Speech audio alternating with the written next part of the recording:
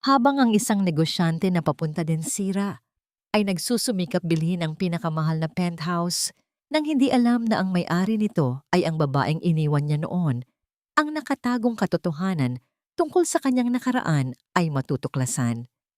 Magtatapos ba ang paghihiganti sa pagkawasak o bibigyan siya ng pagkakataong magsimula muli? Ang makinang na itim na Mercedes-Benz ay marahang dumausdos sa harapan ng naglalakihang salaming pinto ng The Celeste Tower. Ang tore ay isang obra maestra ng modernong arkitektura, isang patunay ng kapangyarihan at yaman na buong pagmamalaking tumatayo sa gitna ng Bonifacio Global City. Bago pa man bumaba, inayos ni Javier de Leon ang kanyang Italian silk tie. Sinisigurong perpekto ang bawat detalye. Siguraduhin mong nakikita nila ang logo ng kotse, driver. Utos niya, ang boses ay kalmado, ngunit may diin ng autoridad. Let them know who has arrived. Tumango ang driver. Sa kanyang tabi, ang asawa niyang si Valerie Lim ay abala sa pag-retouch ng kanyang mamahaling lipstick gamit ang isang gintong salamin. "Javi darling, are you sure this is the one? I heard it's ridiculously expensive," sabi nito. Ang boses ay parang musika, ngunit may bahid ng pagkabalisa. Isang ngiti ang gumuhit sa mga labi ni Javier. Isang ngiti na sinanay niyang ipakita sa harap ng mundo. Isang maskara ng kumpiyansa at tagumpay.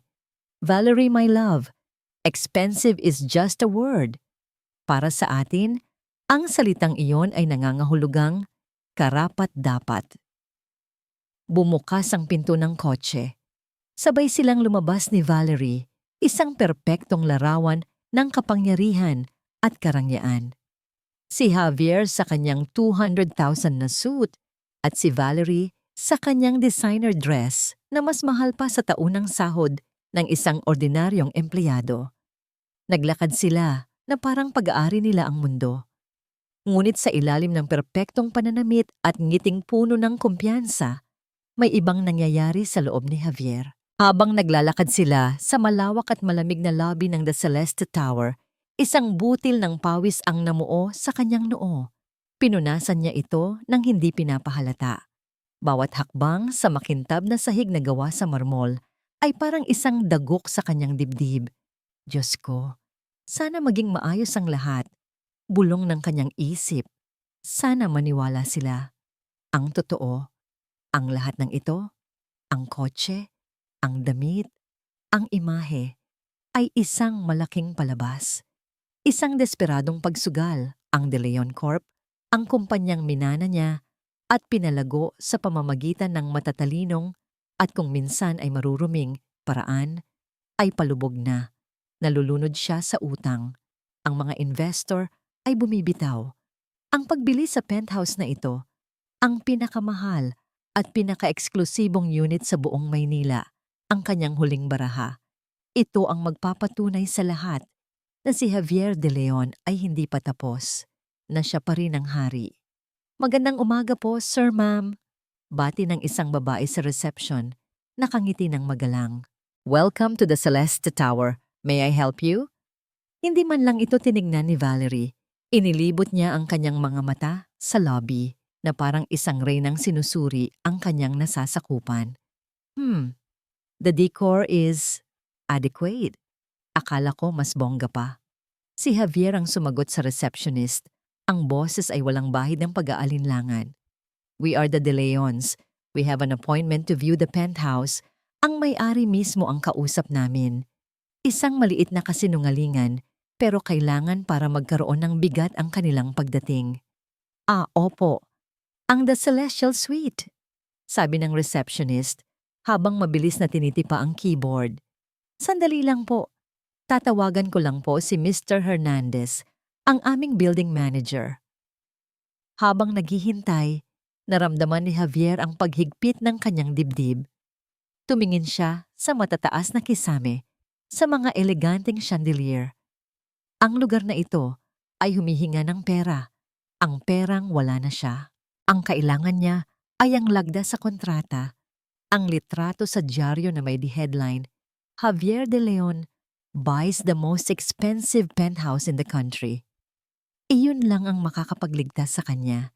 Iyon lang ang makakakumbinsi kay Mr. Tanaka, ang Japanese investor na kanyang hinahabol, na ibuhos ang pera sa kanyang kumpanya. Dumating si Mr. Hernandez, isang lalaking nasa mid-50s na may maayos na pananamit.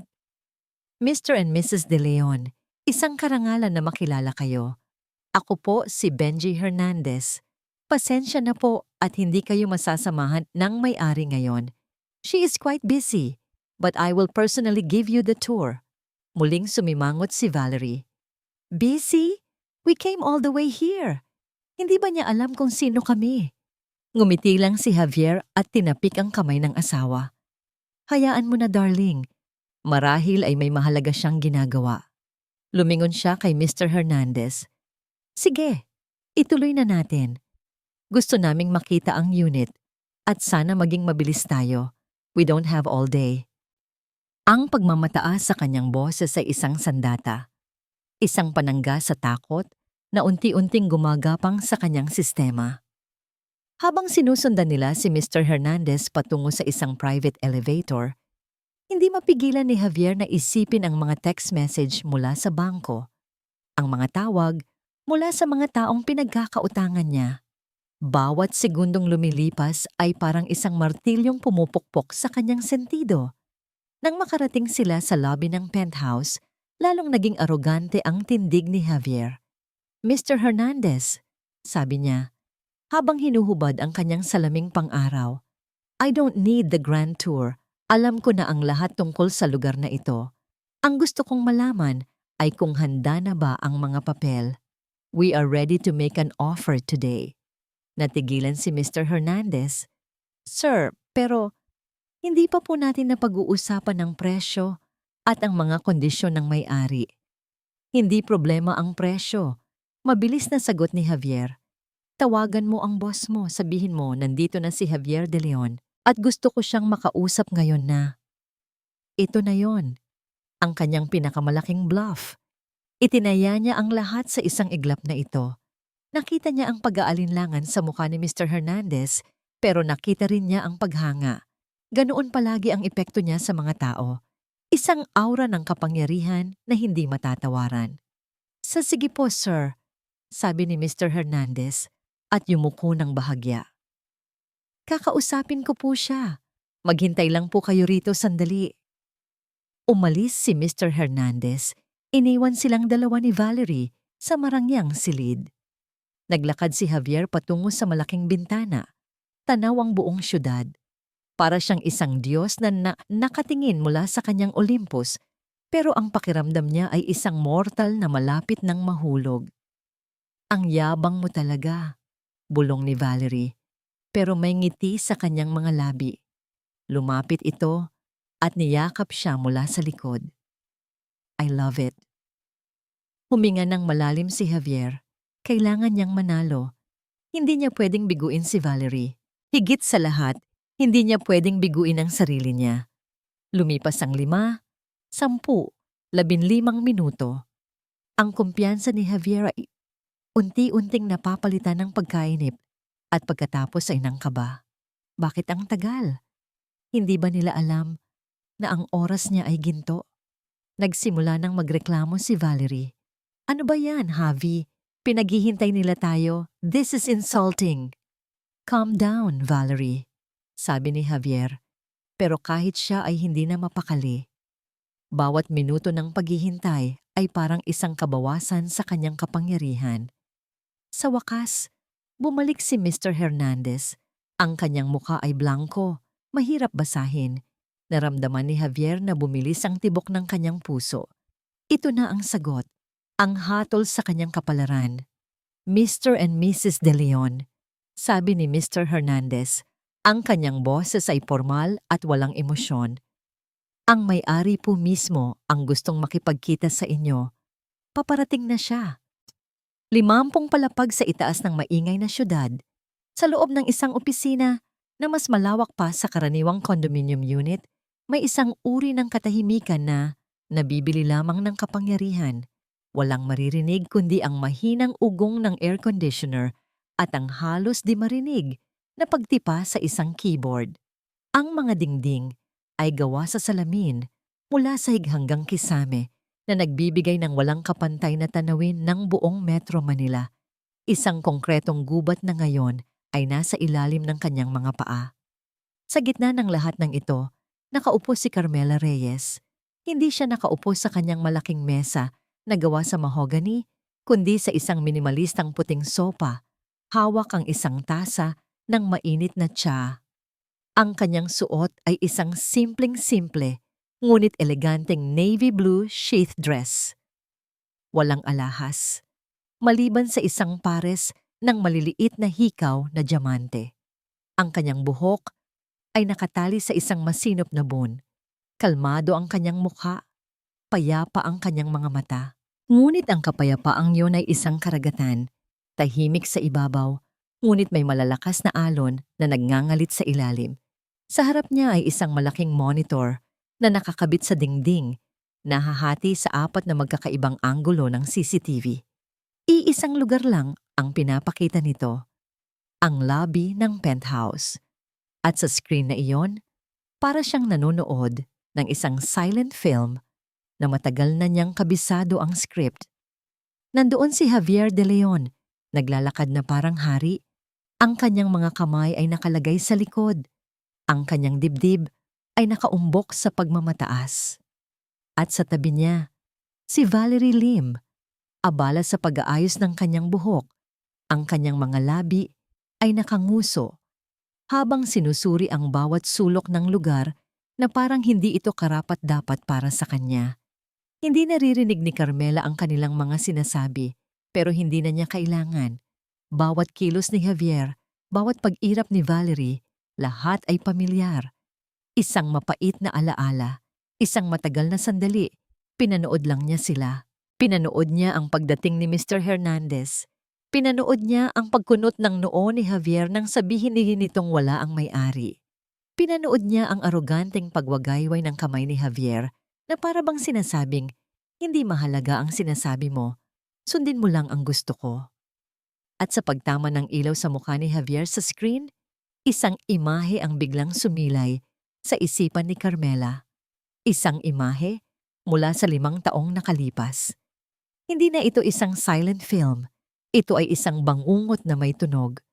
Ang malamig na sahig ng kanilang maliit na apartment. Ang malakas na buhos ng ulan sa labas. Ang mga damit niyang nakakalat sa sahig, itinapon mula sa aparador. At ang boses ni Javier, malamig at walang awa. Ano pa bang aasahan ko sa iyo, Carmela?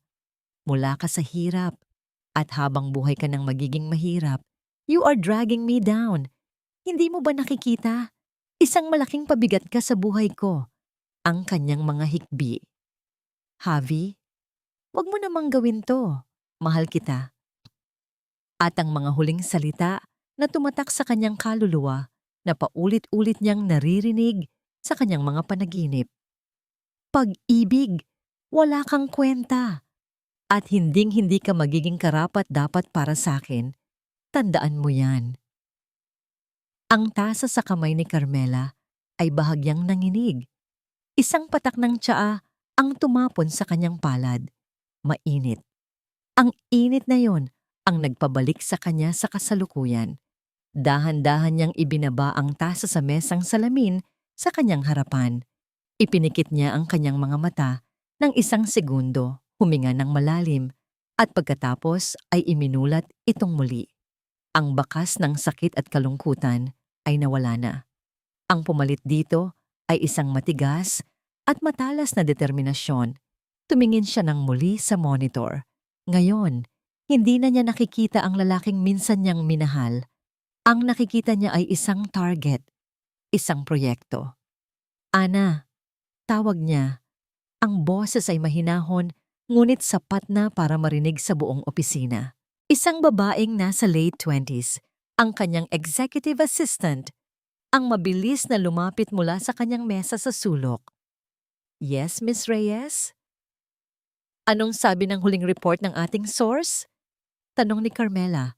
Ang mga mata ay nakapako pa rin sa monitor. Binuklat ni Ana ang kanyang tablet. De Leon Corp, is 3 months away from declaring bankruptcy, ma'am. They've already defaulted on 2 major loans. Ang penthouse na ito ang huli nilang alas. They need the publicity to secure a new investor from Japan. Isang bahagyang ngiti ang sumilay sa labi ni Carmela. Isang nangiting hindi umabot sa kanyang mga mata. So he's desperate. Very desperate, ma'am. Kumpirma ni Ana.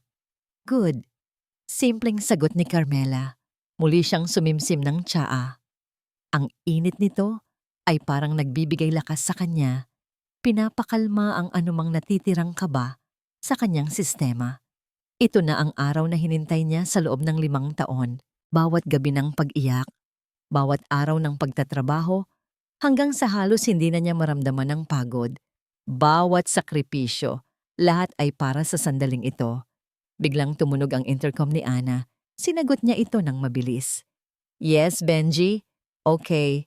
Sige, I'll inform her. Bumaling si Ana kay Carmela. Ma'am, si Mr. Hernandez po. Mr. De Leon is demanding to see the owner. He says he's ready to make an offer. Narinig ito ni Carmela. Isang mahinang tawa ang kumawala sa kanya. Isang tawa na tuyo at walang saya. Demanding. Kahit kailan ay hindi nagbago si Javier. Palaging mayabang. Palaging iniisip na ang mundo ay umiikot para sa kanya. Tumayo si Carmela. Naglakad siya patungo sa bintana. Tinalikuran ang monitor. Pinagmasdan niya ang mga gusali, ang mga sasakyang parang mga langgam sa ibaba. Minsan, isa rin siya sa mga langgam na yon. Tinatapakan, hindi pinapansin. Ngayon, siya na ang nagmamay-ari ng isa sa pinakamatataas na tore. Ana, sabi niya, ang kanyang boses ay may bagong lamig, isang bagong bigat ng kapangyarihan. Sabihin mo kay Mr. Hernandez na sabihin sa kanila na paparating na ako. Masusunod po, ma'am, sagot ni Ana. Handa nang tumawag pabalik.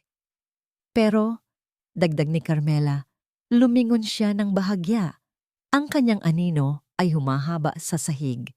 Tumingin siya sa monitor. Sa huling pagkakataon, nakikita ang naiinip na anyo ni na Javier at Valerie. Pabayaan mo silang maghintay ng 10 minuto pa. Hayaan mong maramdaman nila kung paano maging isang ordinaryong tao. 10 minuto. Para kay Valerie Lim, ang 10 minuto ay isang kawalang hanggan.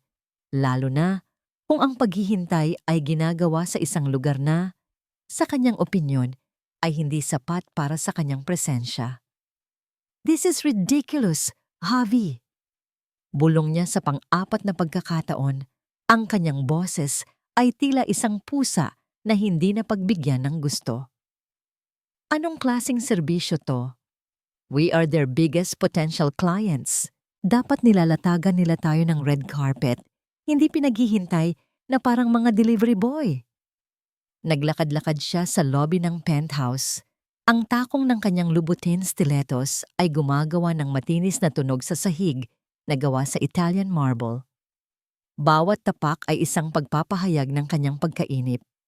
Huminto siya sa harap ng isang abstract painting na nakasabit sa dingding. Tinitigan niya ito na nang may pag-ismid.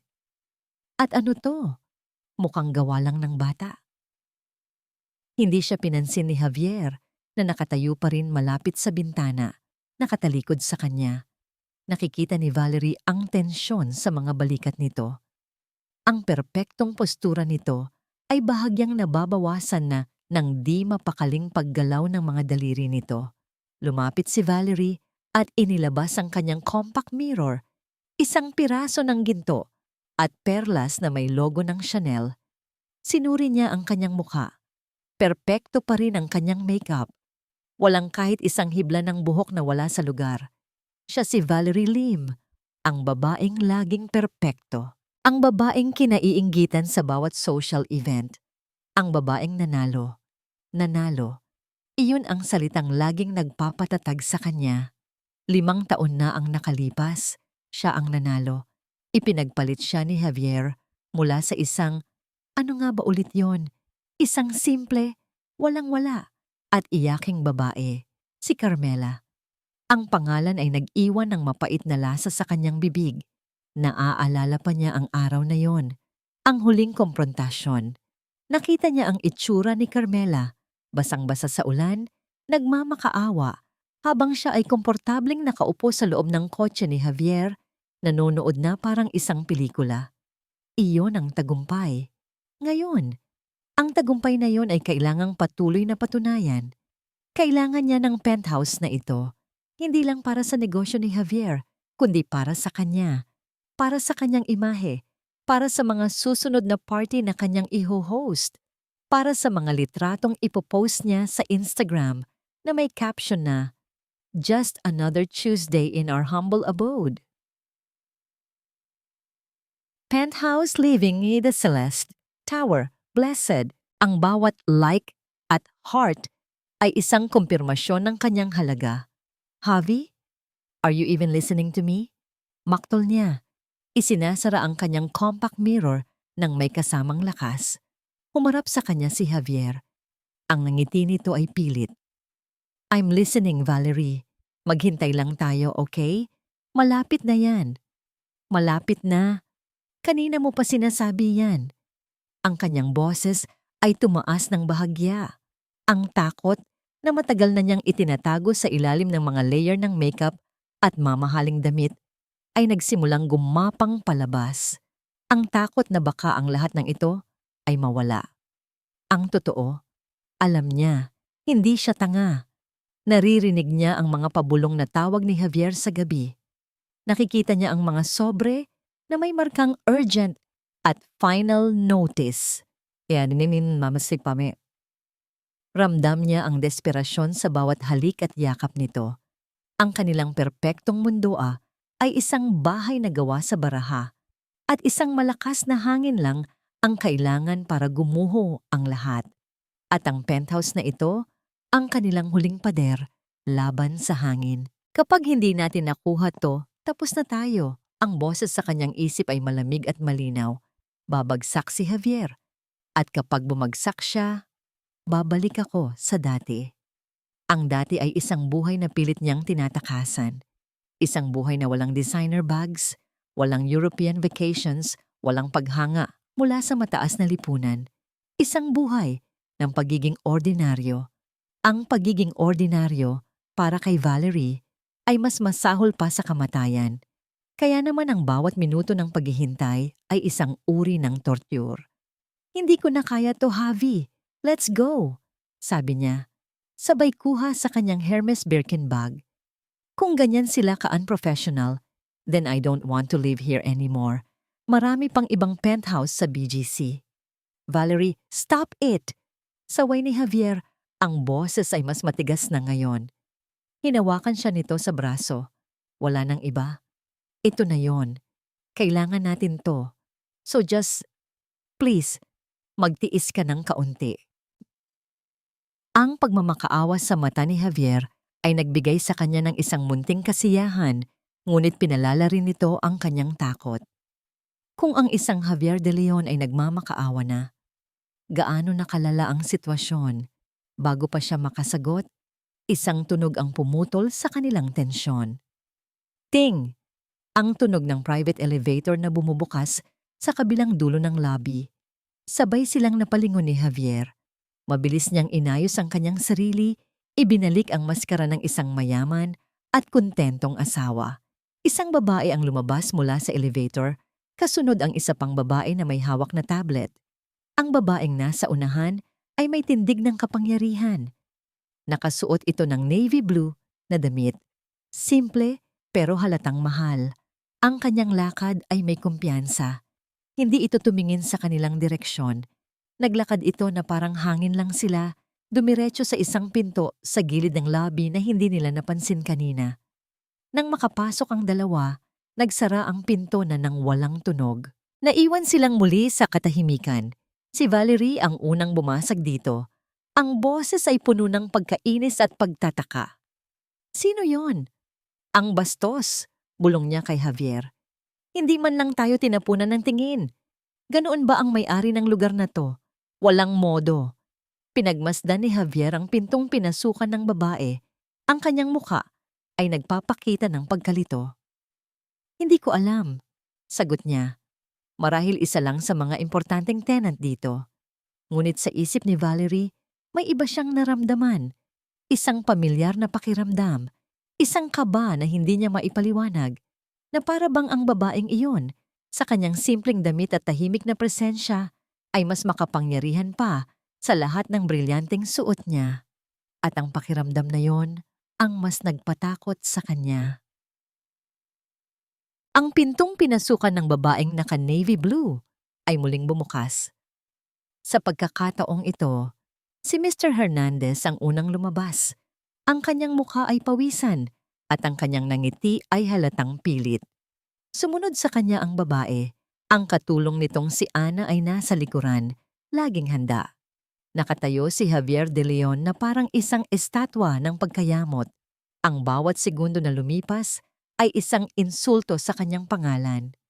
Nang makita niya ang grupo, agad niyang inayos ang kanyang suit at naglakad palapit. Handa nang tapusin ang lahat ng ito. Si Valerie ay sumunod sa kanya. Ang kanyang mukha ay isang perpektong maskara ng pagkasuklam. Mr. Hernandez, bungad ni Javier. Ang kanyang boses ay may lamig na kayang magpayelo ng tubig. Hindi niya tinapunan ng tingin ang babaeng kasama nito. Para sa kanya, ito ay isang empleyado lamang, isang harang sa kanyang gusto. I'm losing my patience. 20 minuto na kaming naghihintay. Kung ayaw ng boss ninyo na makipag-usap, aalis na kami. At sisiguraduhin kong malalaman ng buong business community kung gaano ka-unprofessional ang pamamalakad ninyo dito. Ang banta ay malinaw. Isang bala na pinakawalan niya ng walang pag-aalinlangan. Yumuko ng bahagya si Mr. Hernandez. Pasensya na po, Mr. De Leon. Narito na po siya. Itinuon ni Javier ang kanyang atensyon sa babae.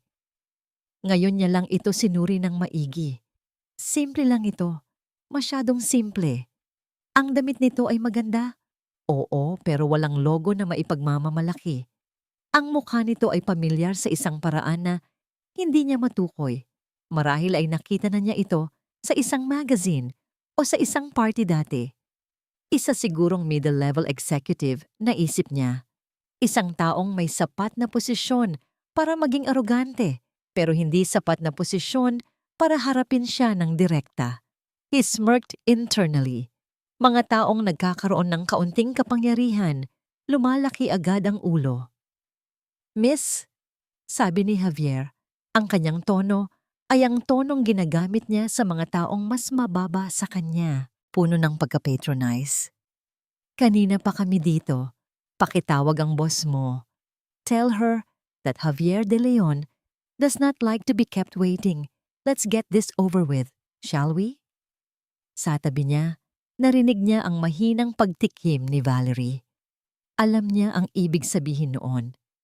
Sinusuri ni Valerie ang babae mula ulo hanggang paa. Hinuhusgahan ang bawat hibla ng tela sa katawan nito. At sa huli, ay huhusgahan itong di karapat-dapat. Ngunit ang babae ay hindi sumagot. Hindi ito kumilos. Hindi ito natakot. Hindi ito nagpakita ng kahit anong emosyon. Nakatayo lang ito roon. Ang mga mata ay nakatuon sa isang punto sa sahig sa pagitan nila ni Javier. Ang kanyang katahimikan ay nakakabingi. Isang blangkong pader na pinagtatamaan ng lahat ng kayabangan ni Javier at bumabalik sa kanya. Nagsimulang makaramdam ng inis si Javier. Hindi siya sanay na hindi pinapansin. Did you hear me? Bingi ka ba? Si Mr. Hernandez ang nagtangkang sumagot. Sir, siya po ang... Isang galaw ng kamay mula sa babae ang nagpatigil kay Mr. Hernandez. Isang simpleng galaw, ngunit puno ng awtoridad. Napansin iyon ni Javier. Isang maliit na butil ng pag-aalinlangan ang nagsimulang tumubo sa kanyang isip.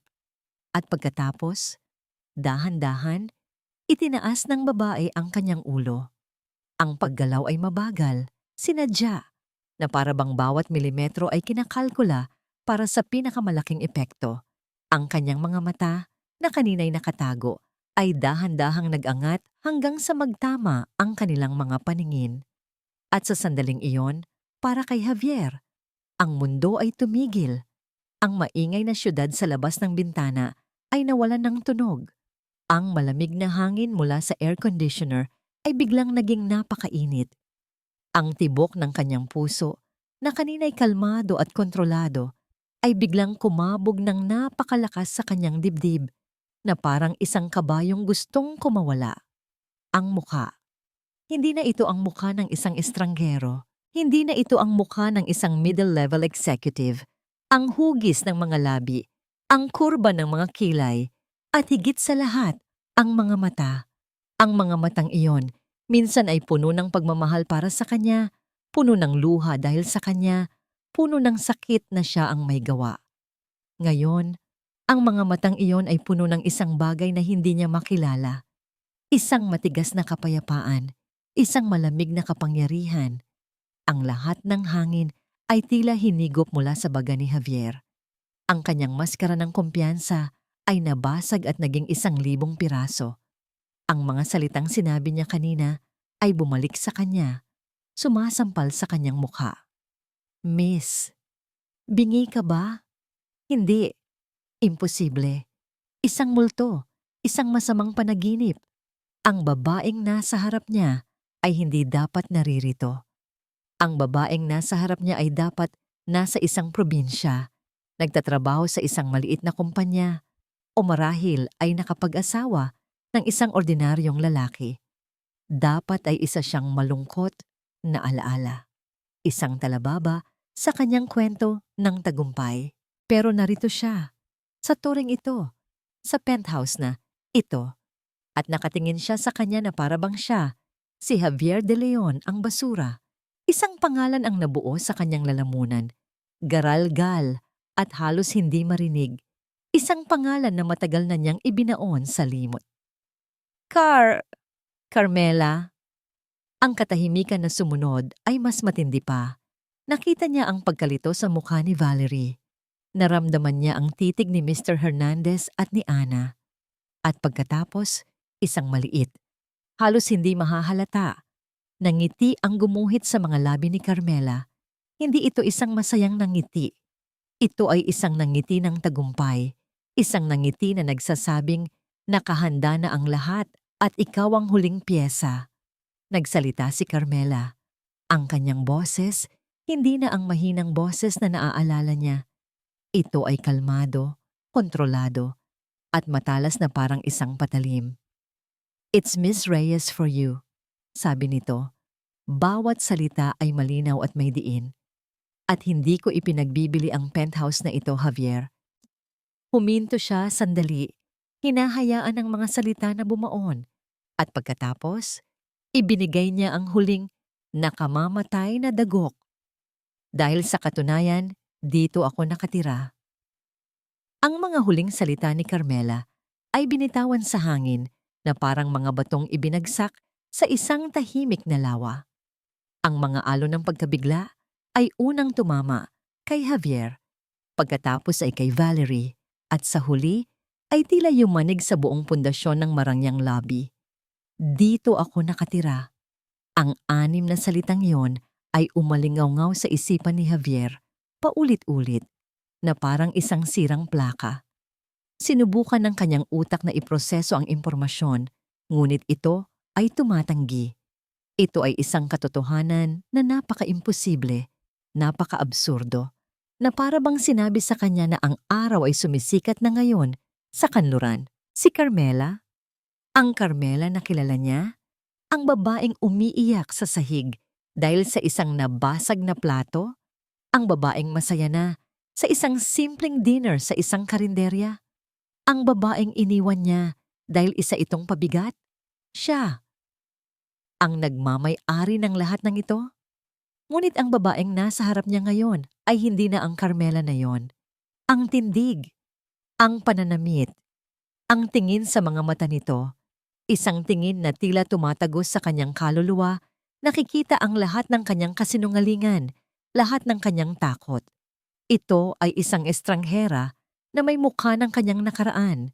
Mula sa kanyang tabi, isang tawa ang biglang pumunit sa tensyon. Isang tawa na matinis, pilit at nasa bingit ng pagiging hysterikal.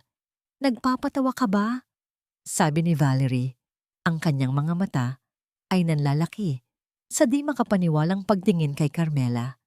Lumakad siya paharap na para bang ang kanyang presensya ay sapat na para pabulaanan ang lahat. Imposible. Baka isa ka lang sa mga katiwala dito? O baka kabit ka ng may-ari? Ang bawat salita ni Valerie ay puno ng kamandag, isang desperadong pag-atake para ibalik ang kontrol sa sitwasyon.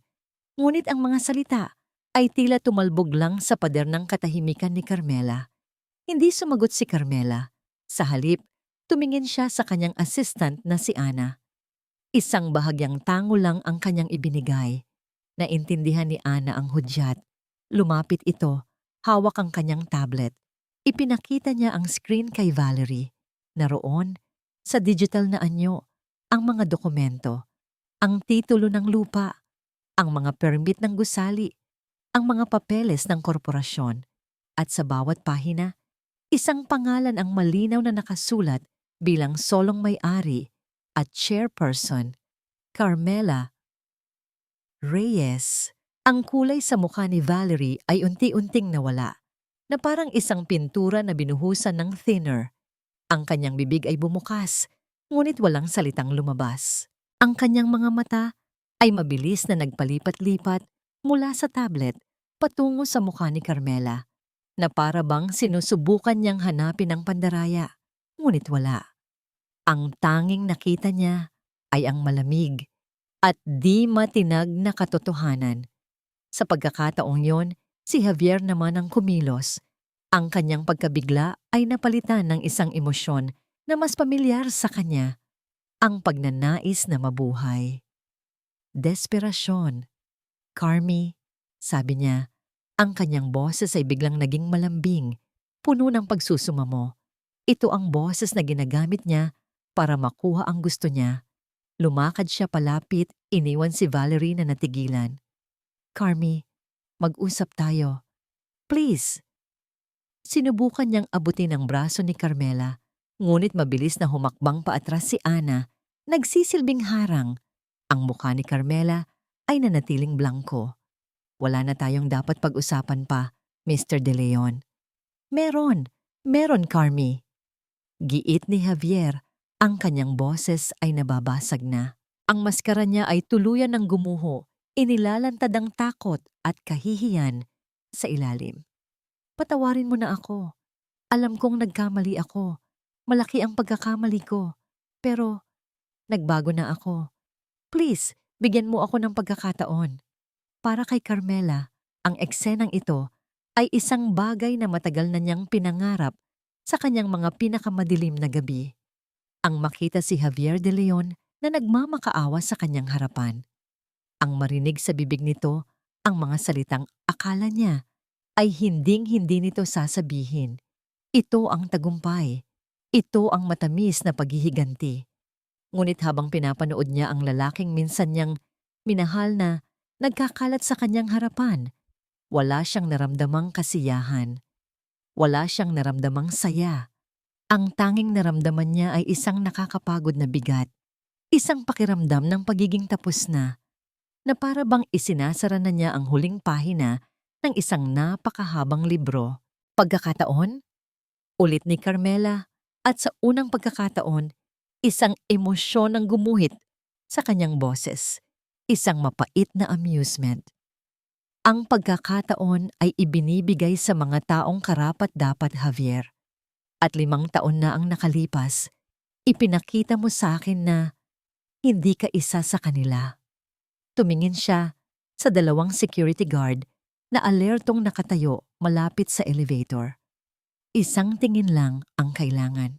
Isang tingin na puno ng awtoridad na hindi na kailangan pang isatinig.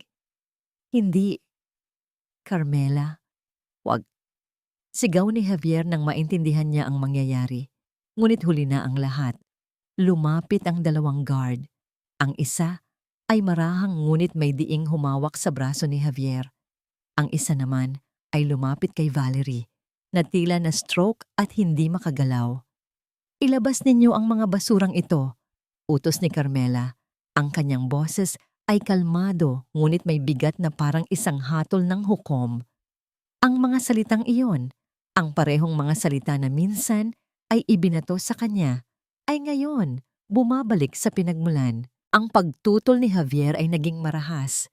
Bitawan niyo ako. Hindi niyo alam kung sino ako. Carmela, please! Si Valerie naman ay napasigaw nang hawakan siya ng guard. Don't touch me, kadiri ka! Javier, do something! Pero wala nang magagawa si Javier. Siya ay kinaladkad patungo sa elevator. Ang kanyang mamahaling suit ay nagusot. Ang kanyang perpektong ayos na buhok ay nagulo. Ang kanyang dignidad ay dinurog sa sahig na marmol na balak sana niyang angkinin. Habang hinihila siya palayo, ang kanyang mga mata ay desperadong nakahanap sa mga mata ni Carmela. Sa huling sandali ng kanyang pagbagsak, isinugal niya ang kanyang huling baraha. Ang katotohanan. Hindi mo alam ang pinagdaanan ko. Sigaw niya, ang kanyang boses ay umalingaw-ngaw sa buong lobby, puno ng pait at kawalan ng pag-asa. Bangkarote na ako, Carmela. Tulungan mo ako. Ang pinto ng elevator ay nagsara. Pinuputol ang kanyang sigaw. Naiwan si Carmela sa katahimikan. Ang mga huling salita ni Javier ay nakabitin pa rin sa hangin. Bangkarote na ako. Tumalikod siya at naglakad patungo sa bintana, tinitingnan ang syudad sa ibaba.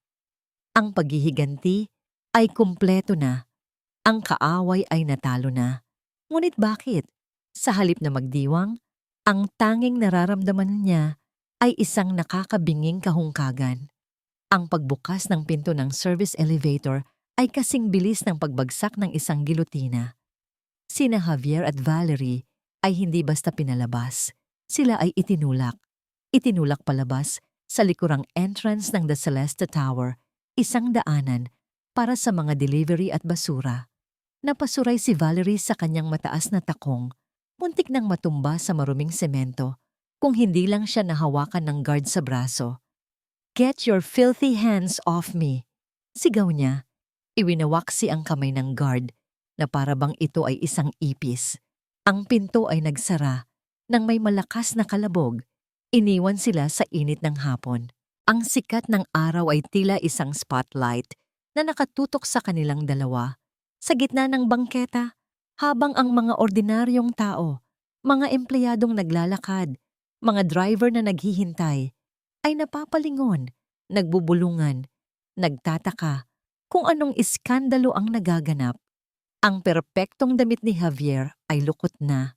Ang perpektong makeup ni Valerie ay nagsisimula nang mag-crack sa ilalim ng kanyang namumuong galit. Ang kanilang perpektong mundo ay gumuho sa loob lamang ng ilang minuto. Nakatayo lang sila roon, sandali. Kapwa hindi makapagsalita, nilulunod ng alon ng kahihiyan. Ngunit ang isipan ni Valerie ay gumagana ng mas mabilis. Ang mga salita ay naglalaro sa kanyang utak, mga pira-pirasong impormasyon na bumubuo sa isang nakakakilabot na larawan. Dito ako nakatira. Miss Reyes! Bangkarote na ako, Carmela! Tulungan mo ako!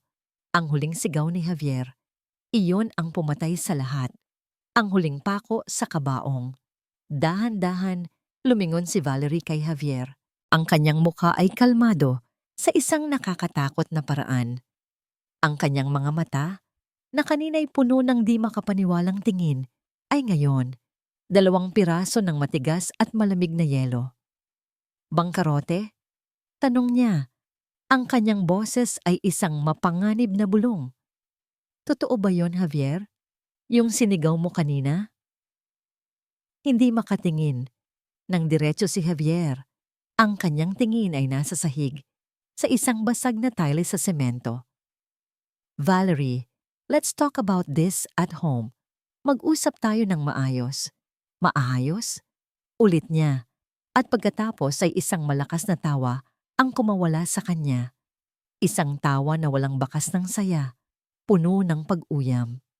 Maayos? Matapos mo akong ipahiya sa harap ng basurerang yon? Matapos mong gawin akong pinakamalaking tanga sa buong Pilipinas? Lumapit siya sa kanya. Bawat hakbang ay may bigat. So lahat ng ito, Ang mga kotse, ang mga alahas, ang mga biyahe, lahat yon. Isang malaking kasinungalingan. Hindi, Valerie. Pakinggan mo muna ako. Pak! Ang tunog ng sampal ay malutong at malakas, sapat na para mapatigil ang ilang dumadaan. Ang pisngi ni Javier ay agad na namula. Ang kanyang ulo ay napalingon sa lakas ng pagtama. Ang lahat ng pinigilang galit at pagkasuklam ni Valerie ay sumabog sa isang sampal na yon. Ang kanyang dibdib ay mabilis na umaakyat baba. Ang kanyang mga mata ay nagliliyab. Sinanggaling ka? Sigaw niya, hindi na alintana ang mga nanonood na tao. Ang kanyang boses ay matinis at puno ng puot.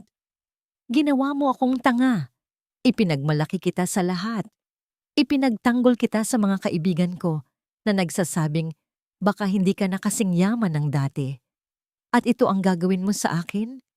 Ipapahiya mo ako sa harap ng ex mo? Ang babaeng tinawanan ko at tinapakan noon. Ngayon ay siya ang tumatapak sa akin dahil sa'yo. Valerie, I did it for us. Desperadong katwiran ni Javier. For us? O para sa sarili mo? Ganti niya. Hinablot niya ang kanyang kaliwang kamay, kung saan nakasuot ang isang malaking diamanting singsing, ang simbolo ng kanilang perpektong pagsasama. Pilit niya itong hinugot mula sa kanyang daliri. Nakikita mo to? Sigaw niya. Itinaas ang singsing. Ito, ang kasinungalingang ito, ang pekeng mundong binuo mo para sa akin. At pagkatapos, sa isang galaw na puno ng pagkasuklam, ibinato niya ang singsing sa mukha ni Javier. Tumama ito sa kanyang noo bago bumagsak sa maruming bangketa, gumagawa ng isang maliit, halos di marinig na tunog. Ang brilyanteng minsan ay kumikinang sa ilalim ng ilaw ng mga ballroom ay ngayon nakahandusay sa tabi ng isang upos ng sigarilyo. Tapos na tayo, Javier, deklara ni Valerie. Ang kanyang boses ay malamig na ngayon. Tapos na ang pagsisigaw. Ito ay isang pinal na hatol. Huwag na huwag ka nang magpapakita sa akin. Ever.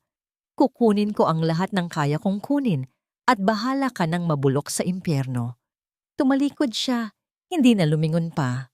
Naglakad siya papunta sa kalsada, taas noo, na parabang siya pa rin ang reyna kahit na gumuho na ang kanyang palasyo. Itinaas niya ang kanyang kamay na ang may awtoridad. Isang taxi ang agad na huminto sa kanyang harapan. Sumakay siya, isinara ang pinto at umalis. Hindi na tinapunan ng kahit isang tingin ang lalaking iniwan niyang nakatayo sa gitna ng kanyang pagkawasak. Naiwan si Javier de Leon na mag-isa sa bangketa. Ang mga bulungan ng mga tao, ang busina ng mga sasakyan, ang sikat ng araw, tila hindi na niya maramdaman ang mga ito. Ang tanging nakikita niya ay ang nagliliwanag na salamin ng The Celeste Tower, tumatayo na parang isang dambuhalang lapida ng kanyang kabiguan. Bawat bintana ay tila isang matang nakatingin sa kanya, nangungutya, humuhusga. Dahan-dahan, napaupo siya sa gilid ng bangketa. Ang kanyang 200,000 na suit ay nadudumihan ng alikabok ng kalsada. Ang kanyang isip ay blangko. Ang kanyang kaluluwa ay pagod na pagod. Wala na. Tapos na ang lahat. Sa gitna ng kanyang pagkatulala, naramdaman niya ang isang pag-vibrate sa kanyang bulsa. Nanginginig ang kamay na kinuha niya ang kanyang telepono. Isang text message mula sa bangko. Binuksan niya ito. 2 salita lang. 2 salitang nagsilbing huling pako sa kanyang ataul. Final demand. Nakatayo pa rin si Carmela sa harap ng malawak na bintana. Ang kanyang mga braso ay nakayakap sa sarili na para bang nilalamig. Kahit na ang temperatura sa kanyang opisina ay perpekto. Sa ibaba, ang mga ilaw ng BGC ay nagsisimula nang magsindi isa-isa na parang mga bituin na ninakaw mula sa langit. Tapos na ang 5 taon ng paghahanda, ng pagtitiis, ng pag-aalab ng galit sa kanyang dibdib. Lahat ay nagtapos sa isang sigaw ng pagkabangkarote at sa pagsara ng pinto ng elevator. Ngunit ang matamis na tagumpay na inaasahan niya ay hindi dumating. Ang naramdaman niya ay hindi gaan, kundi bigat. Hindi kasiyahan, kundi isang malalim na kahungkagan. Para siyang isang sundalo na, pagkatapos ng isang mahabang digmaan, ay umuwi sa isang tahanang wala ng laman. Isang mahinang katok sa pinto ang pumutol sa kanyang pag-iisip. Bumukas ito at iniluwa ang isang lalaking nasa mga huling taon ng kanyang 60. Matangkad ito at balingkinitan, may buhok na kulay pilak na masinop na nakasuklay. Nakasuot ito ng isang mamahaling pinyabarong, simple ngunit elegante. Sa kanyang mga mata ay mayroong talino at kabaitan, ngunit sa likod nito ay may isang talas na kayang tumagos sa anumang pagkukunwari. Ito si Don Ricardo Aguilar, ang taong pumulot sa kanya mula sa putik at nagbigay sa kanya ng mundo. Mukhang napagod ka, Hija, sabi ni Don Ricardo. Ang kanyang boses ay malumanay, ngunit may awtoridad. May dala siyang 2 kopita ng alak at isang bote ng mamahaling red wine. Don Ricardo, bati ni Carmela, isang maliit na ngiti ang pilit niyang iginuhit sa kanyang mga labi. Hindi ko po namalayan ang pagdating ninyo. I was watching from my office. Sabi nito habang maingat na isinasali ng alak sa mga kopita. I saw the whole thing on the monitors. You were magnificent. Inabutan niya si Carmela ng isang kopita. Ang kanilang mga daliri ay bahagyang nagdikit. Ang balat ni Don Ricardo ay malamig. Isang tagay para sa tagumpay. Tinaas ni Carmela ang kanyang kopita. Para sa tagumpay, ulit niya, ngunit ang mga salita ay parang walang bigat. Sumimsim sila ng alak. Pinanood ni Don Ricardo ang mukha ni Carmela. Para siyang isang pintor na sinusuri ang kanyang obra maestra. Ang mukha ng isang nagwagi, ngunit bakit tila may lungkot sa iyong mga mata? Huminga ng malalim si Carmela. Inilabas ang lahat ng bigat na kanyang nararamdaman. Hindi ko po alam. Akala ko, kapag nakita ko siyang nagdurusa, kapag nakita ko siyang bumagsak, magiging masaya ako. Pero, ngunit hindi, dugtong ni Don Ricardo. Dahil ang paghihiganti ay isang pagkain na masarap lang sa simula, ngunit nagiiwan ng mapait na lasa sa dulo. Naglakad ito at tumabi sa kanya sa tabi ng bintana. Pero nagawa mo ang dapat mong gawin, na ipakita mo sa kanya at sa buong mundo kung sino si Carmela Reyes. Tumingin si Carmela sa matandang lalaki. Ang kanyang mga mata ay puno ng isang emosyon na matagal na niyang dala-dala para dito, isang napakalalim na pasasalamat.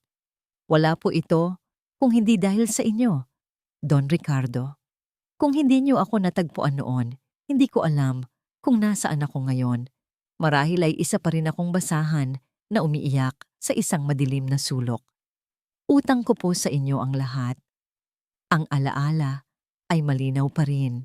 5 taon na ang nakalipas. Siya ay nasa isang coffee shop, nag-a-apply para sa isang trabaho bilang waitress. Pagkatapos siyang palayasin ni Javier na walang-wala. Basang-basa siya sa ulan, nanginginig, gutom. At ang matandang lalaking ito, isang estranghero noon, ay nilapitan siya. Inalok siya ng mainit na pagkain at nakita ang isang bagay sa kanyang mga mata na kahit siya mismo ay hindi nakikita, ang apoy. Ngumiti si Don Ricardo, isang ngiting puno ng pagmamahal na parang isang ama. Ngunit meron ding kakaiba sa ngiting iyon ngayon. Isang misteryo. Malakas ka, Carmela. Mayroon kang tapang at talino. Nakita ko lang ang potensyal. Binigyan lang kita ng tamang direksyon. Sabi nito. Tinaas nitong muli ang kanyang kopita. At ngayon, ang katarungan ay naibigay na. Napakunot ang noo ni Carmela sa salitang ginamit nito. Katarungan? Muli siyang ngumiti. At sa pagkakataong ito, nakita ni Carmela ang kislap sa kanyang mga mata. Isang kislap na hindi lang kabaitan, kundi ng isang matagal nang binalak na tagumpay. Hindi lang ikaw ang tinulungan ko, Hija, sabi ni Don Ricardo.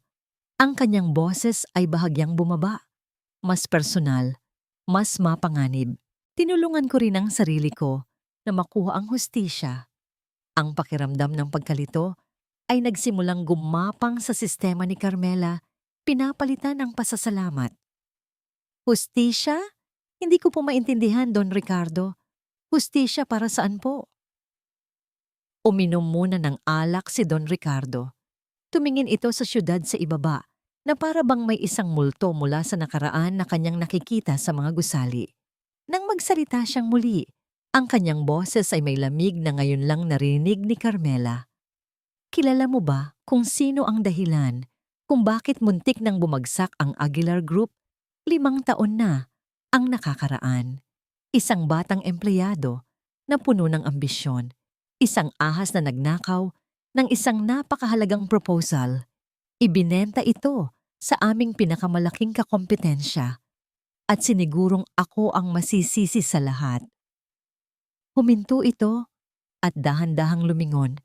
Ang kanyang mga mata ay nakatitig ng diretso sa mga mata ni Carmela. Ang pangalan niya ay Javier de Leon.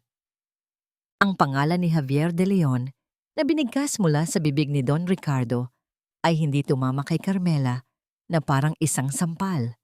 Ito ay tumama na parang isang kidlat, isang biglaan at nakakabulag na liwanag na nag-iwan sa kanya ng pagkatulala, habang ang kulog ng katotohanan ay dahan-dahang gumugulong sa kanyang pandinig. Nabitawan niya ang kanyang kopita. Bumagsak ito sa makapal at malambot na karpet, kaya hindi nabasag. Ngunit ang pulang alak ay kumalat, dumungis sa kulay krema nitong ibabaw na parang isang mantsa ng dugo. Isang simbolo ng katotohanang hindi na kailanman mabubura. Ano po? Ang tanging salitang nagawa niyang ibulong. Ang mukha ni Don Ricardo ay nawalan na ng anumang bakas ng pagiging isang mabait na lolo. Ang naroon ngayon ay ang mukha ng isang general na nagbabalik tanaw sa isang matagal ng laban. Ang mukha ng isang bilyonaryong hindi nakakalimot at hinding-hindi nagpapatawad. 5 taon na ang nakalipas. Pagpapatuloy niya, ang kanyang boses ay kalmado, ngunit bawat salita ay may bigat ng bakal. Si Javier de Leon ay isa lamang sa aking mga junior executive. Matalino, oo, at napaka-ambisyoso. Masyadong ambisyoso. Naglakad siya palayo sa bintana, pabalik sa gitna ng opisina na para bang dinadala si Carmela pabalik sa nakaraan kasama niya. Mayroon kaming nilulutong malaking proyekto noon, isang reclamation project sa Cebu na maglalagay sa Aguilar Group sa mapa ng buong Asia. Ako mismo ang nanguna sa team at si Javier, dahil sa kanyang husay, ay ginawa kong kanang kamay. Ipinagkatiwala ko sa kanya ang lahat. Ang mga blueprints, ang mga financial projection, ang mga sikretong negosasyon. Huminto siya at tumingin kay Carmela. Ipinagkatiwala ko sa kanya ang kinabukasan ng aking kumpanya at ipinagkanulo niya ako. Ang mga pira-piraso ng impormasyon ay nagsimulang magkabit-kabit sa isipan ni Carmela. Mga lumang alaala na akala niya ay wala ng halaga. Naaalala niya ang mga gabing umuuwi si Javier na pagod ngunit masaya. Naaalala niya ang pagmamalaki nito tungkol sa isang big project. Naaalala niya ang biglaang pag-alis nito sa Aguilar Group. Ang sabi nito sa kanya noon ay nakahanap ito ng mas magandang oportunidad. Ang sabi nito, aangat na sila sa buhay. Iyon pala, ang pag-angat na yon ay nakatungtong sa pagkawasak ng iba. Ibinenta niya ang buong plano sa mga Tanaka, ang ating mga mortal na kaaway mula sa Japan. Sabi ni Don Ricardo, hindi lang yun. Gumawa siya ng mga pekeng dokumento para palabasin na ako ang nag-leak ng impormasyon, na ako ang tumanggap ng suhol. Muntik na akong makulong, Carmela. Muntik nang gumuho ang lahat ng pinaghirapan ng pamilya ko sa loob ng 3 henerasyon. Napasandal si Carmela sa salaming bintana. Ang kanyang mga tuhod ay biglang nanghina. Ang malamig na salamin sa kanyang likod Ang tanging pumipigil sa kanya mula sa pagbagsak, ang buong pundasyon ng kanyang paghihiganti, ang personal na sakit, ang personal na pagbangon, ay biglang gumuho. Oo, sinaktan siya ni Javier. Oo, tinapakan nito ang kanyang pagkatao. Ngunit ang galit na nagtulak sa kanya na magtagumpay. Ang mismong kwento ng kanyang pag-ahon ay hindi pala orihinal na sa kanya. Isa lamang pala siyang kabanata sa isang mas malaki at mas matagal ng kwento ng pagtataksil. Nakaligtas ang Aguilar Group, pagpapatuloy ni Don Ricardo, pero malaki ang naging pinsala. At si Javier de Leon, ginamit niya ang perang nakuha niya mula sa mga Tanaka para simulan ang sarili niyang kumpanya. At sa tulong ng koneksyon ng pamilya Lim, lumago siya. Tumingin si Don Ricardo sa kumalat na alak sa sahig. 5 taon. Sa loob ng 5 taon, naghintay ako ng tamang pagkakataon. Sinubukan ko siyang pabagsakin gamit ang negosyo, pero lagi siyang nakakalusot. Masyado siyang madulas. Kailangan ko ng isang bagay na mas personal. Isang bagay na tatama sa pinakasentro ng kanyang kayabangan. At pagkatapos, ibinaling niyang muli ang kanyang tingin kay Carmela. Ang kanyang mga mata ay matalas. At isang araw, sa isang maliit na coffee shop, nakita kita. Isang babaeng basang-basa ng ulan. Umiiyak. Ngunit sa iyong mga mata, nakita ko ang apoy. At nang malaman ko kung sino ka, nang malaman ko na ikaw ang babaeng itinakwil niya, doon ko nalaman. Ang katotohanan ay sumampal kay Carmela ng buong lakas. Ang lahat ng kabaitan ni Don Ricardo, ang lahat ng tulong, ang pagpondo sa kanyang edukasyon sa ibang bansa, ang pagtitiwala sa kanya na pamunuan ang pagtatayo ng The Celeste Tower.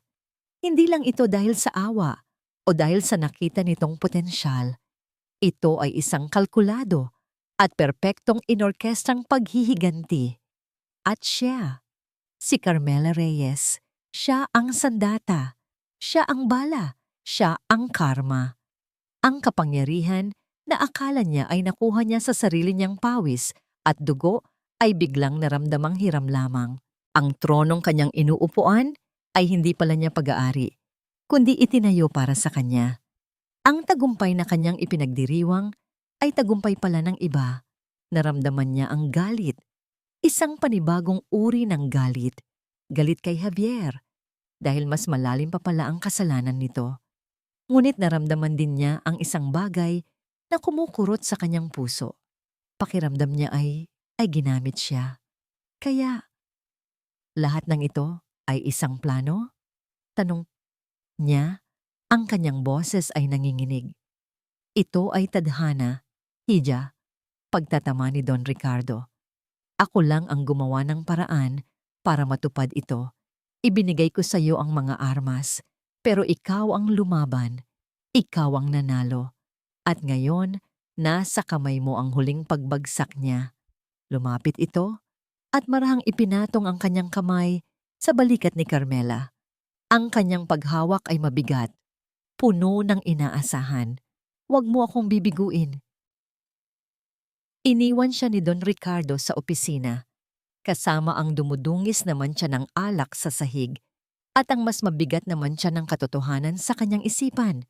Nag-iisa siya sa gitna ng kanyang naglalakihang opisina sa tuktok ng kanyang tore, ngunit hindi pa siya kailanman naramdamang ganito kaliit at kawalang kapangyarihan. Ang matamis na paghihiganti ay naging lason. Ang kanyang tagumpay ay naging isang hawla. Tumingin siya sa kanyang refleksyon sa madilim na bintana. Ang babaeng nakatingin pabalik ay ang babaeng may-ari ng lahat. Pero ang tanong na bumabagabag sa kanya, na sumisigaw sa gitna ng katahimikan, ay isang tanong na walang sagot. Ano ang gagawin ko ngayon? Ang gabi sa Maynila ay may sariling buhay. Isang halimaw na gawa sa ilaw, ingay at usok. Ngunit para kay Javier de Leon, ang lahat ng ito ay malabo at walang saysay. Naglalakad siya ng walang direksyon, isang multo sa kanyang sariling siyudad.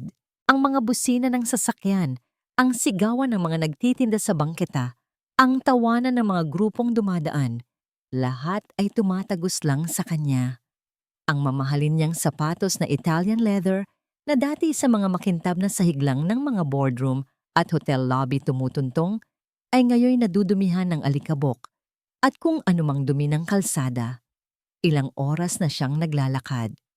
Mula BGC, nakarating siya sa mga masisikip na eskinita ng Guadalupe pagkatapos ay sa kahabaan ng EDSA. Hindi niya alam kung saan siya pupunta. Ang alam niya lang, kailangan niyang lumayo. Lumayo mula sa toreng sumira sa kanya. Lumayo mula sa mga anino nina Carmela at Valerie. Ngunit saan man siya lumingon, naroon ang mga anino. Sa bawat nagtataas ang gusali, nakikita niya ang The Celeste Tower. Sa bawat magkasintahang magkahawak kamay, naaalala niya ang kasinungalingan ng kanyang relasyon kay Valerie. At sa bawat simpleng babaeng nakangiti, nakikita niya ang multo ng Carmela na kanyang sinaktan. Sa wakas, isang pisikal na pangangailangan ang pumutol sa kanyang pagkatulala.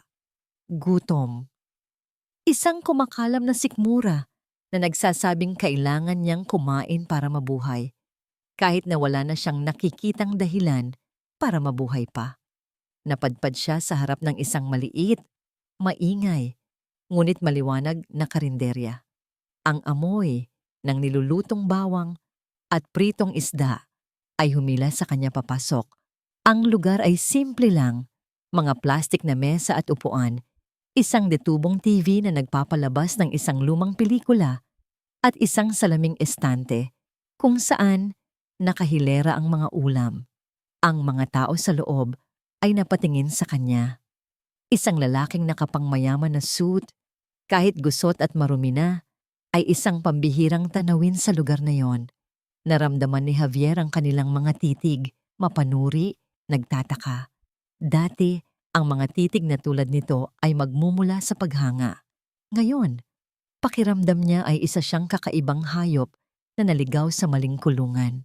Nilunok niya ang kanyang pride, ang natitirang piraso ng kanyang kayabangan, at lumapit sa estante. Tiningnan niya ang mga ulam, adobo, sinigang, menudo. Mga pagkaing matagal na niyang hindi natitikman. Mga pagkaing kinakain niya noon, kasama si Carmela, sa mga panahong simple pa ang lahat. Sa mga panahong ang kaligayahan ay nasusukat sa isang mainit na sabaw at sa tawa ng taong mahal mo. Ano sa'yo, boss? Tanong ng babaeng nagbabantay. Ang kanyang mga braso ay matipuno at ang kanyang ngiti ay pagod. Ngunit totoo. Kakanin! At adobo. Halos pabulong na sagot ni Javier. Inilabas niya ang kanyang wallet. Dati, puno ito ng mga high-limit credit card. Ngayon, ang laman na lang ay ilang daang piso at mga resibong walang halaga. Umupo siya sa isang bakanting mesa sa sulok, malayo sa lahat. Nang ilapag sa harap niya ang isang plato ng kanin at isang mangkok ng kumukulong na adobo, ang amoy ay nagbalik sa kanya sa isang partikular na alaala. Isang gabi, umuwi siyang pagod na pagod mula sa trabaho sa Aguilar Group. Bumagsak ang isang malaking deal na kanyang pinaghirapan. Pakiramdam niya ay sawi siya. Ngunit pagbukas niya ng pinto ng kanilang apartment, nandoon si Carmela, nakangiti, at may isang maliit na mesa na inihanda para sa kanilang dalawa. Ang ulam, adobo, ang paborito niya. Kahit anong mangyari sa labas, sabi nito sa kanya noon, dito sa bahay natin, panalo ka palagi. Ang alaalang yon na minsan niyang binaliwala ay ngayon, sumaksak sa kanya na parang isang kutsilyo. Hindi ang pera o ang kapangyarihan ang hinahanap niya ngayon, kundi ang pakiramdam na iyon. Ang pakiramdam na may isang taong naniniwala sa kanya, kahit nabagsak siya. Ang isang bagay na winasak niya at ipinagpalit para sa mga bagay na nawala rin pala sa isang iglap. Dahan-dahan siyang sumubo. Ang lasa ng adobo, ang init ng kanin, ay nagdulot ng isang bagay na hindi niya inaasahan. Mga luha. Tumulo ang mga luha mula sa kanyang mga mata Bumagsak sa kanyang pagkain. Hindi ito ang mga pilit na luha ng isang taong nagmamakaawa. Ito ay mga totoong luha ng isang taong wasak. Umiyak siya ng walang tunog. Ang kanyang mga balikat ay nanginginig. Umiyak siya para sa kanyang mga kasalanan, para sa kanyang katangahan, para sa lalaking gusto niyang maging noon pero hindi niya kailanman nagawa. Sa isang sulok ng karinderya, pinanood niya ang kanyang refleksyon sa madilim na salamin ng bintana. Ang lalaking nakatingin pabalik ay isang estranghero. Gusgusin, pagod at talunan. Wala na ang hari. Ang natira ay isang pulubi. Sa unang pagkakataon, sa loob ng maraming taon, kinamuhian niya ang kanyang sarili, hindi dahil sa nawala sa kanya, kundi dahil sa kung sino siya. Sinubukan niyang tawagan ng ilang mga kaibigan, mga business partner na kasama niyang uminom ng mamahaling alak, mga politikong tinulungan niya. Ang iba ay hindi sinasagot ang tawag. Ang iba naman, nang marinig ang boses niya, ay biglang nagkakaroon ng emergency at kailangang ibaba ang telepono. Isa-isa, pinutol ng mundo ang koneksyon sa kanya. Dahil sa mundo nila, kapag wala ka ng pakinabang, hindi ka na umiiral. Naramdaman niya ang isang matinding kalungkutan, isang napakalalim na pag-iisa. Nasa gitna siya ng isang maingay na syudad, ngunit hindi pa siya kailanman naramdamang ganito kaisa. Tapos na. Ito na ang dulo. Sa gitna ng kanyang kawalan ng pag-asa, muling nag-vibrate ang kanyang telepono sa ibabaw ng mesa, isang unregistered number. Akala niya ay isa na namang kolektor na maniningil. Binaliwala niya ito, ngunit nagring itong muli. At muli, dahil sa inis, sinagot niya ito, handa nang sumigaw. Ano? Ang boses sa kabilang linya ay kalmado, formal at babae. Isang boses na narinig na niya kanina lang sa tore. Mr. De Leon, sabi ng boses. This is Ana, Miss Reyes's executive assistant. Natigilan si Javier. Ang kanyang puso ay biglang kumabog. Bakit? Anong kailangan pa nila? Hindi pa ba sapat ang pagpapahiyang ginawa nila? Miss Reyes wants to see you tomorrow. Pagpapatuloy ng boses, walang bahid ng emosyon. 9 a.m. Sa lobby. Nagkaroon ng isang mahabang katahimikan. At pagkatapos, idinagdag ni Ana ang huling kondisyon na tila isang babala. Mag-isa ka lang. Ibinaba ang tawag. Naiwan si Javier na ahawak ang telepono, nakatitig sa kawalan.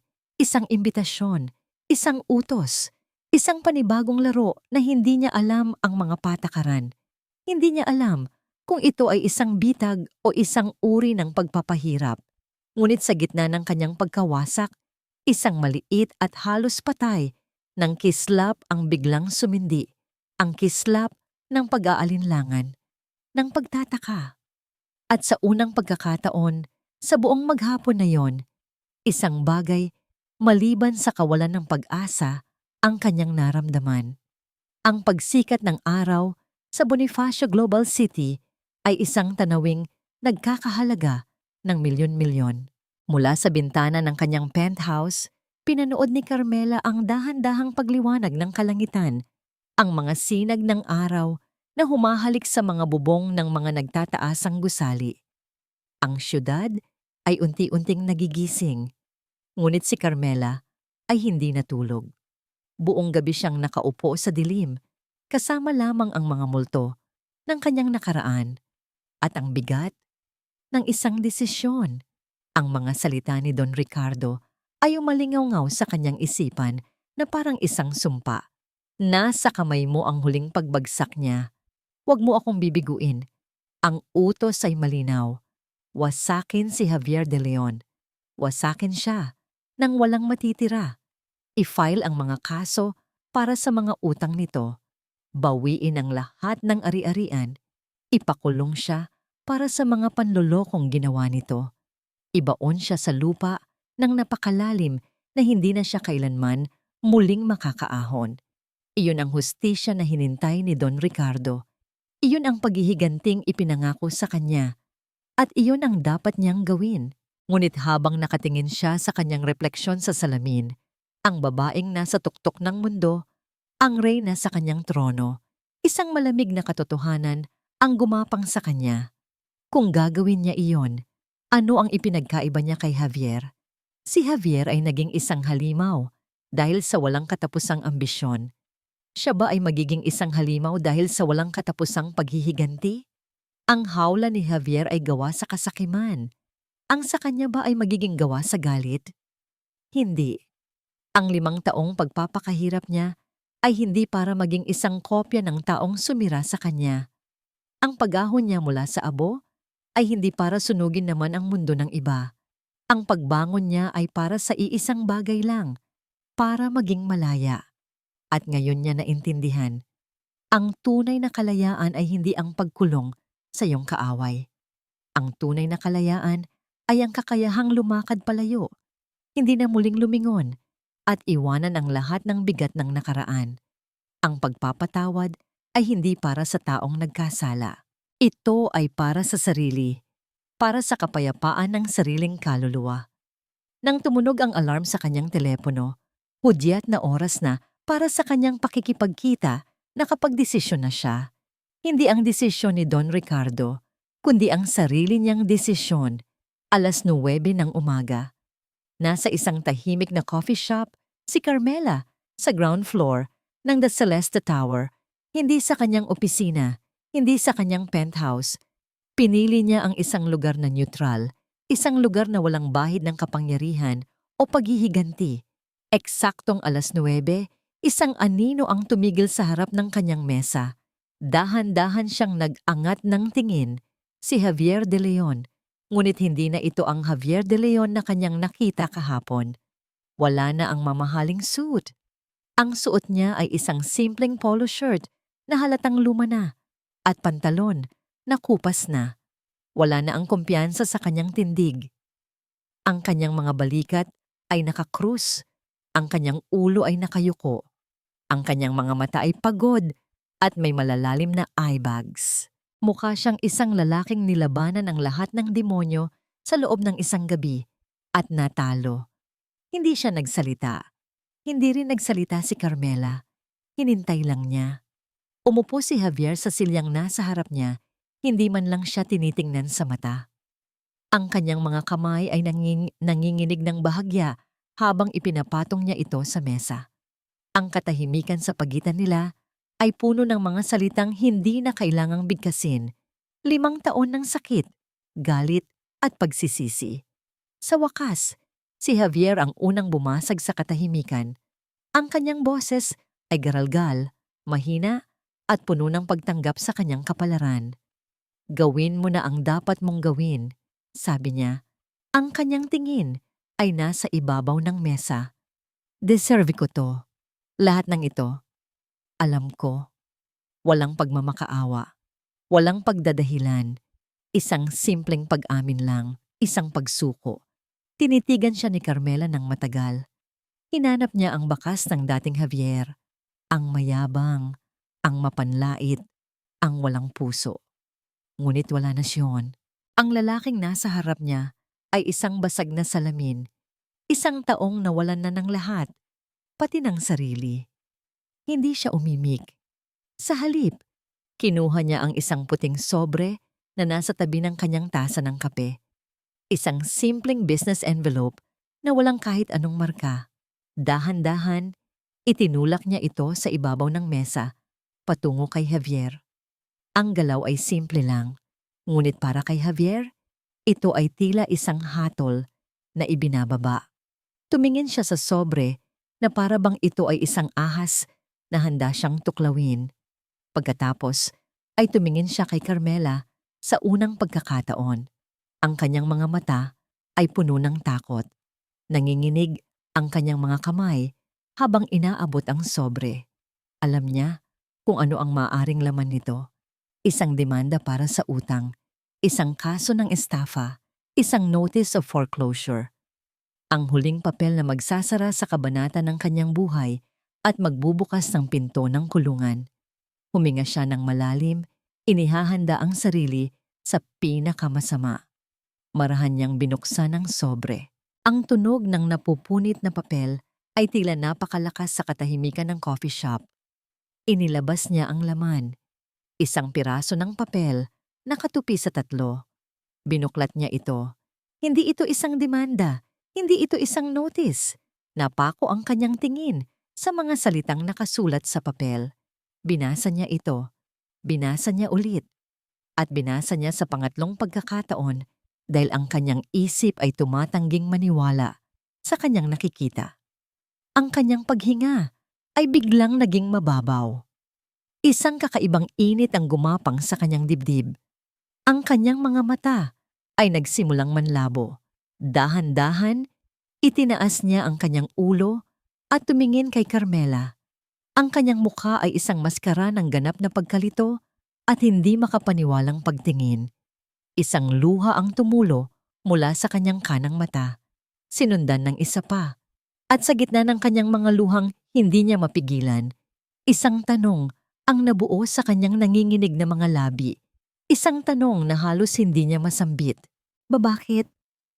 Ang tanong ni Javier ay naiwan sa hangin, nanginginig, at puno ng bigat. Bakit? Tinitigan ni Carmela ang lalaking nasa harap niya, ang lalaking minsan niyang minahal, ng buong puso at kinamuhian ng buong kaluluwa. At sa unang pagkakataon, ang nakita niya ay hindi na ang nakaraan, kundi ang kasalukuyan. Isang taong wasak, isang taong naligaw, isang taong nagbabayad para sa kanyang mga kasalanan. Dahil ang paghihiganti ay nakakapagod, Javier, mahinang sagot ni Carmela. Ang kanyang boses ay kalmado, walang bakas ng galit o pagmamataas. At pagod na akong magalit. Nakatitig pa rin si Javier sa papel na hawak niya. Isang job offer, hindi isang posisyon sa C-suite, hindi isang managerial role. Ang posisyon, warehouse logistics staff. Ang lokasyon, Santa Rosa, Laguna Branch, Aguilar Group. Ang sahod, minimum wage. May kasama itong simpleng 1-year contract. Ito ay isang pagbagsak, isang napakalaking pagbagsak mula sa pagiging CEO ng sarili niyang kumpanya. Ngunit hindi iyon ang nakita ni Javier. Ang nakita niya ay isang pagkakataon, isang lubid na inihagis sa isang taong nalulunod. Isang maliit na siwang ng liwanag sa isang madilim na kuweba. Hindi ko maintindihan, sabi niya. Ang kanyang boses ay basag. Pagkatapos ng lahat ng ginawa ko sa inyo ni Don Ricardo, bakit mo ako bibigyan ng ganito? Hindi ito tulong, Javier. Paglilinaw ni Carmela, ang kanyang tingin ay matatag. Ito ay pagkakataon para tulungan mo ang sarili mo. Sumandal siya sa kanyang upuan. Ang kanyang mga kamay ay kalmadong nakapatong sa mesa. 5 taon na ang nakalipas, itinapon mo ako na walang-wala. Walang pera, walang tirahan, walang dignidad. Pero pinilit kong bumangon. Nagsimula ako sa pinakamababa. Nagtrabaho ako, nag-aral ako, pinatunayan ko ang halaga ko. Ngayon, ibinibigay ko sa iyo ang parehong pagkakataon. Ang kanyang mga salita ay tumama kay Javier ng mas malakas kaysa sa kahit anong sampal o sigaw. Ito ay hindi awa. Hindi ito pagpapatawad dahil lang sa kabaitan. Ito ay isang aral, isang napakahirap na aral. Magsimula ka sa wala, tulad ko noon. Pagpapatuloy ni Carmela, patunayan mo na kaya mong maging higit pa sa kayabangan mo, higit pa sa pera mo. Patunayan mo hindi sa akin, kundi sa sarili mo, na may halaga ka bilang isang tao. Ito ang pinakamatamis na paghihiganti. Hindi ang pagwasak sa isang kaaway, kundi ang pagbibigay dito ng salamin para makita niya ang kanyang sarili at ang pagbibigay sa kanya ng pagkakataong buuin itong muli, piraso bawat piraso, sa tamang paraan. Yumuko si Javier, ang kanyang mga siko ay nakapatong sa mesa at itinago niya ang kanyang mukha sa kanyang mga palad. At doon, sa gitna ng isang ordinaryong coffee shop, ang dating makapangyarihang si Javier de Leon ay humagulgol. Hindi ito ang iyak ng pagkatalo, kundi ang iyak ng isang taong sa wakas ay nakaramdam ng tunay na pagsisisi at sa kauna-unahang pagkakataon sa loob ng napakatagal na panahon ay nakakita ng isang sinag ng pag-asa. Hindi siya inalo ni Carmela, hinayaan lang niya itong ilabas ang lahat. Hinintay niya hanggang sa ang mga hagulgol ay naging mahinang hikbi. Nang sa wakas ay nag-angat ng mukha si Javier, ang kanyang mga mata ay pula at namamaga. Ngunit meron ng bagong liwanag sa mga ito. Isang liwanag ng pagtanggap. Salamat, bulong niya. Ang isang salita ay naglalaman ng bigat ng 5 taon. Salamat, Carmi. Tumangulang si Carmela. Tumayo siya, hudyat na tapos na ang kanilang pag-uusap. Bago siya umalis, may huli siyang sinabi. The contract is valid for 24 hours. Nasa sayo na yan. At pagkatapos ay tumalikod na siya at naglakad palayo. Hindi na lumingon pa. Makalipas ang 1 oras sa opisina ni Don Ricardo Aguilar. Ano? Ang sigaw ni Don Ricardo ay umalingaw-ngaw sa kanyang marangyang opisina, sapat na para manginig ang mga babasaging palamuti. Isang trabaho? Sa bodega? Pagkatapos ng lahat ng ginawa niya? Nakatayo si Carmela sa harap niya, kalmado at hindi natitinag. Opo, Don Ricardo. Pinaghandaan natin ito ng 5 taon, Carmela. Ang plano ay wasakin siya. Pabagsakin. Ikulong. Pagpupumilit ng matanda, ang kanyang mukha ay puno ng di makapaniwalang galit. Ang plano ninyo, Don Ricardo, mahinahong pagtatama ni Carmela. Pero sa huli, ito ang naging desisyon ko. Lumakad siya palapit sa mesa ng matanda. Itinuro niyo po sa akin kung paano maging makapangyarihan, kung paano lumaban. At habang buhay ko pong tatanawin na utang na loob yon. Pero itinuro niyo rin po sa akin na ang tunay na kapangyarihan ay hindi nasa pagkontrol sa iba, kundi sa pagkontrol sa sarili. Tumingin siya ng diretso sa mga mata ng matanda. Ang pagpapakulong kay Javier ay magbibigay sa inyo ng kasiyahan, pero ang pagbibigay sa kanya ng pagkakataong magbago, iyon po ang magbibigay sa akin ng kapayapaan. At sa huli, ang kapayapaan ko po ang mas mahalaga. Natigilan si Don Ricardo. Tinitigan niya ang babaeng nasa harap niya. Ang babaeng minsan niyang tinulungan dahil sa apoy na nakita niya sa mga mata nito. Ngayon, ang apoy na yon ay mas maliwanag pa kaysa dati. Hindi na ito apoy ng galit, kundi apoy ng karunungan at paninindigan. Isang matagal na katahimikan ang namagitan sa kanila. At pagkatapos, dahan-dahan, isang pagbabago ang naganap sa mukha ni Don Ricardo.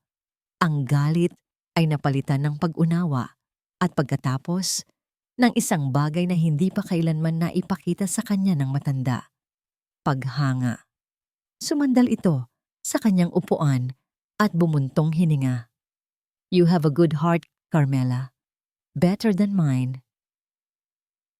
Makalipas ang ilang linggo, ang init sa loob ng isang bodega sa Santa Rosa ay nakakapaso. Ang alikabok ay lumilipad sa hangin. Ang ingay ng mga forklift at ang sigawan ng mga trabahador ay walang tigil. Sa gitna ng lahat ng ito, isang lalaki nakasuot ng asul, na uniforme ng kumpanya at safety vest ang nagbubuhat ng isang mabigat na kahon. Pawis na pawis ang kanyang mukha. Ang kanyang mga braso na dati sanay lang sa pagpirma ng mga tseke ay ngayon nananakit sa panibagong trabaho. Inilapag niya ang kahon sa isang papag. Huminga siya ng malalim. Pinunasan ang pawis sa kanyang noo gamit ang likod ng kanyang kamay. Pagod na pagod siya. Ang kanyang katawan ay sumisigaw sa paninibago. Ngunit habang nakatingin siya sa kanyang mga kamay na nagkakaroon na ng kalyo, mga kamay na ginagamit para sa tapat na pagtatrabaho, isang maliit na ngiti ang gumuhit sa kanyang mga labi. Isang nangiting pagod, ngunit totoo at payapa. Ang hangin sa gabi mula sa balkonahe ng penthouse ay malamig at sariwa. Dati, ang tanawin ng kumikinang na syudad ay nagpapaalala kay Carmela ng kapangyarihan at paghihiganti. Ngayon, ang nakikita na lang niya ay isang magandang larawan. Isang koleksyon ng milyon-milyong ilaw. Bawat isa ay may sariling kwento, sariling pangarap, sariling laban. Hawak niya ang kanyang telepono, binuksan niya ang kanyang contacts, hinanap ang isang pangalan na matagal nang nakatago roon, Javier De Leon. Tinitigan niya ito ng ilang sandali. Ito ang huling koneksyon, ang huling hibla na nag-uugnay sa kanya sa mapait na nakaraan. Nang walang pag-aalinlangan, pinindot niya ang delete contact. Isang kumpirmasyon ang lumabas sa screen. Pinindot niya ang delete at sa isang iglap, nawala na ito. Sa pagkawala ng pangalan ni Javier sa kanyang telepono, isang pakiramdam ng gaan ang bumalot sa kanya na parang isang mabigat na kadena ang natanggal mula sa kanyang puso. Tapos na! Totoong tapos na! Tumunog ang kanyang telepono. Isang notifikasyon ng email mula kay Don Ricardo. Binuksan niya ito. Walang mahabang mensahe, isang larawan lang at isang maikling pangungusap. Ang larawan ay kuha mula sa isang CCTV camera sa bodega sa Laguna. Nakatayo roon si Javier, nakikipagtawanan sa isa sa kanyang mga katrabaho habang nagkakape. Mukha itong pagod at mas matanda. Ngunit sa unang pagkakataon, sa loob ng maraming taon, mukha itong kontento. Sa ilalim ng larawan, ang mensahe mula kay Don Ricardo. You made the right choice. You have a good heart. Ngumiti si Carmela, isang tunay at taos-pusong ngiti. Isinara niya ang email at ibinaba ang kanyang telepono. Inilibot niya ang kanyang tingin sa loob ng kanyang penthouse. Ang mga mamahaling kasangkapan, ang mga obra maestra sa dingding, ang malawak na espasyo. Dati, ang lahat ng ito ay mga tropeyo, mga simbolo ng kanyang tagumpay laban kay Javier, mga sandata sa kanyang personal na digmaan. Ngayon, ang mga ito ay mga bagay na lang. Magagandang bagay? Oo, ngunit mga bagay lang. Ang tunay niyang tagumpay ay hindi ang mga ito. Ang tunay niyang tagumpay ay ang kapayapaang nararamdaman niya ngayon sa kanyang dibdib. Ang kakayahang huminga ng malalim nang walang bigat ng galit. Ang kalayaang mag-isip tungkol sa hinaharap nang hindi na dinadala ang anino ng nakaraan. Nalaman niya na ang tunay na tagumpay ay hindi ang pagpapatunay sa iba na mali sila. Ang tunay na tagumpay ay ang pagpapatunay sa sarili na kaya mong maging buo muli. Naglakad siya pabalik sa balkonahe, sumandal siya sa rehas at ipinikit ang kanyang mga mata. Dinama niya ang dampi ng hangin sa kanyang mukha. Dinama niya ang tahimik na tibok ng kanyang puso. Ang paghihiganti ay hindi nagdulot sa kanya ng kaligayahan. Ang kapangyarihan ay hindi nagdulot sa kanya ng kapayapaan.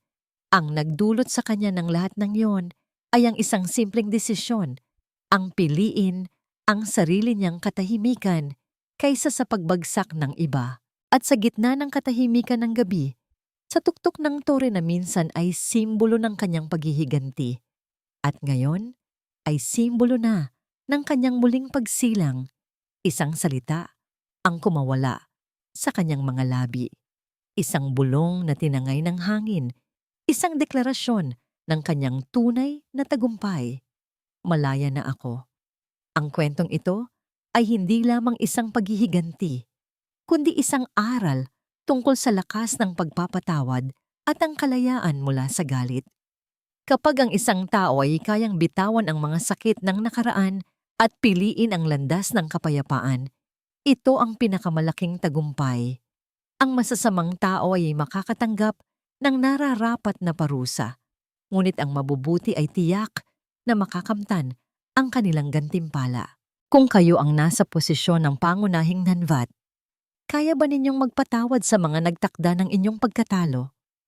O naniniwala kayong ang paghihiganti ang tanging paraan upang malutas ang sakit? Ibahagi ang inyong mga saloobin sa komento at huwag kalimutan mag-subscribe para sa mga kwentong puno ng inspirasyon at mga aral sa buhay. Maraming salamat sa patuloy na pagsuporta sa amin.